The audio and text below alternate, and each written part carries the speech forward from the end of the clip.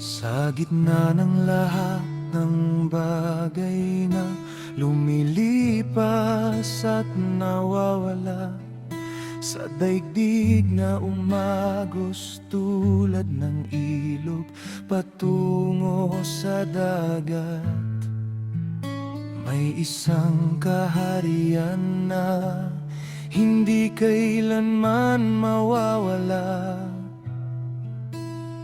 Hindi nasisira ng oras, hindi natitinag ng unos.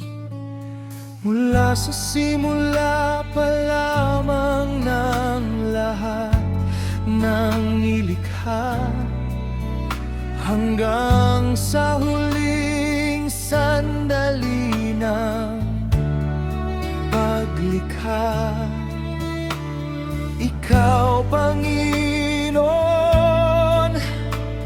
ang hari ng lahat. Ang iyong trono ay matatag sa walang hanggang panahon.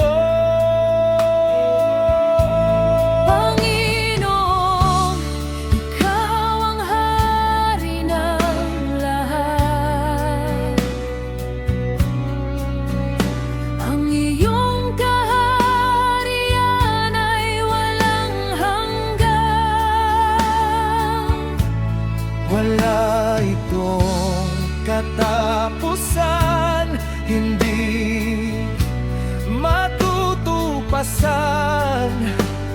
Ikaw ang simula at ang wakas.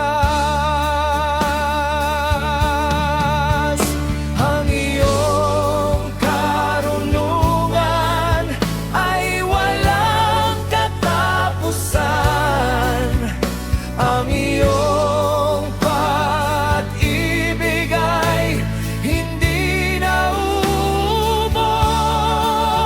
Ang iyong kapangyarihan ay walang katapusan, sapagkat ang iyong kaharian ay walang hanggan.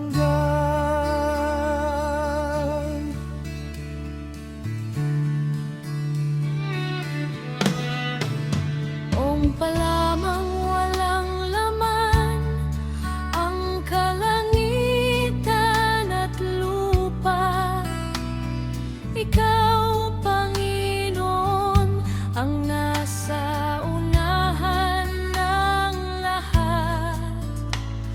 Binuksan mo ang iyong bibig at nagsalita, at ang lahat ay sumunod sa iyong utos. Sinabi mong maging liwanag at nagliwanag ang araw.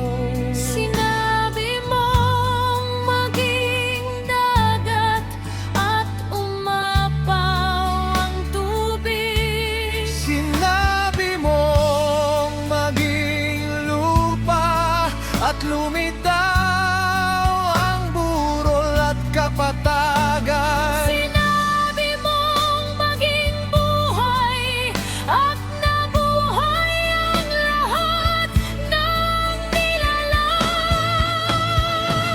Ang mga bituin sa kalangitan ay iyong inilagay para magsilbing tanda ng iyong kapangyarihan. Ang mga hayop sa lupa, isda sa dagat, ay lahat ay kabilang sa iyong kaharian. Hindi mo kinailangan ng anumang bagay para lumikha. Ikaw ay sapat sa iyong sarili.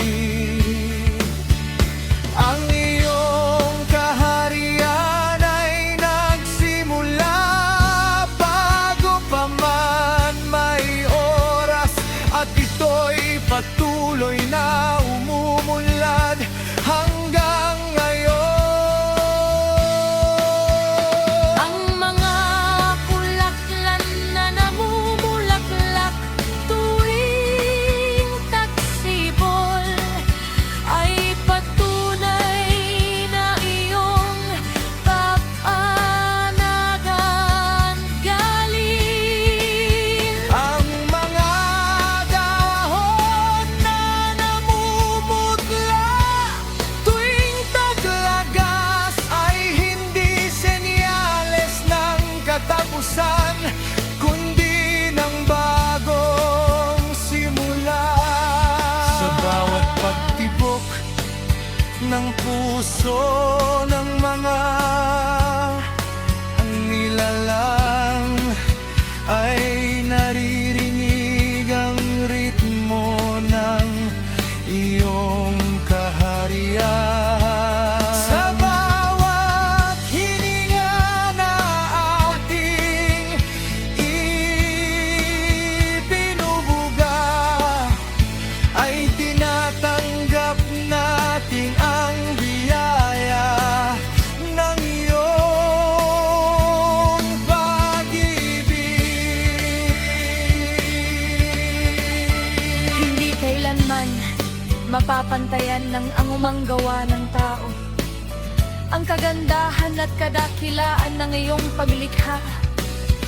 Ang iyong kaharian ay nagsisimula sa kalangitan at lupa, at ito'y walang hanggang magwawakas. Panginoon, ikaw ang